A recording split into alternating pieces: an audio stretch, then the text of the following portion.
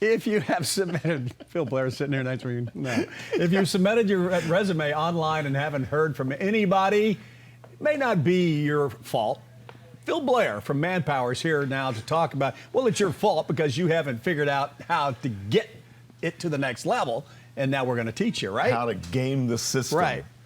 Yeah, and fellow HR people and recruiters out there, don't listen to this, okay? Because it'll just, I'm giving our secrets out right now, right here. So all right, let's talk about those secrets, because so many people will say that. You know, I put in my resume, I put in my resume. Well, that's not really applying for the job. Just keep filing your resume in there, right? Yeah, I mean, David, people say, what do I have to do to get a job? You know, I'm like a broken record on the show.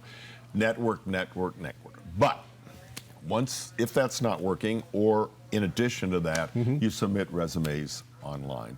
But people say, well, it feels like a big black hole. I said, because it is. And I got to tell you, Manpower is one of the biggest blackest holes, because we encourage thousands of resumes a week to go in there. Right. And then our recruiters do what's called a keyword search. And this is what this is about, because people don't get this. And it's in great detail, kusi.com/jobs. Okay. But we, as recruiters, go through the job description and look for keywords that are important to be in a resume that show the experience you have. Let's give an example of a particular job that you might be after. Seeking a area manager for South America and Central America to introduce a new cell phone in that market. Okay. Okay. So keywords. Keywords would be speak Spanish, sales, telecommunications, and the word South America, Latin America, Central America. That's where you sort of get into words that. And so we would go through that, because I want a resume of somebody who's done sales, done management, knows Spanish, and knows the South American Latino market. And if those words aren't on there, the computer will just kick it out, and you are in last place already. You're already down the list. Right, because I want that. So you look at the job description and you think, if I were a recruiter, I would want the word speak Spanish. I would want South America. I would want sales. I would want management. And I would want telecommunications in there somewhere. And that's not sneaky. That's just showing your ingenuity. That's, I mean, right? If you don't look at that as a recruiter and go, oh, he's trying to slide his way in the back door. Well, it makes our job easier, because what's going to happen, and we all use this database, the resumes, now there'll be a million in that database, that big black hole we're talking about. Yeah. The resumes that have all 5 words pop right up, and they're yellowed, right? Here's where they are. If we don't find anything in there, then we go to the ones that have the 4 of the 5 words. Then 3. You sort of stop at 3, because now you're getting into hundreds of thousands of resumes.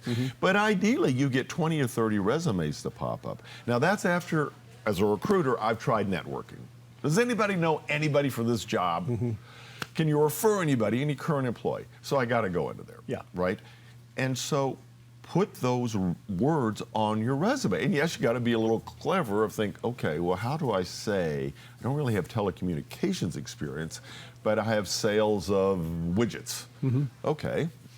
Was it close to telecommunications, or sold to telecommunications companies, or, because I want the words to pop up, because I want to go through resumes that have the words on it, and I can still delete very easily. One final alternative which you placed on here that I read was you can use white ink, basically invisible ink, on your resume. Yeah, you know how you can choose blue ink, black ink, red, there's a choice of white. A white ink and on it doesn't show on the resume until we do a word search. And the computer reads it, but the naked eye doesn't.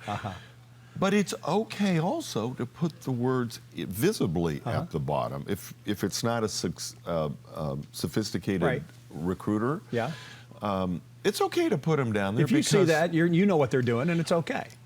I want to hire somebody. Right. I'm not fighting it. Yeah. If you've got the experience and you call it something else than I do. Right. Back east, they call them customer service centers, right?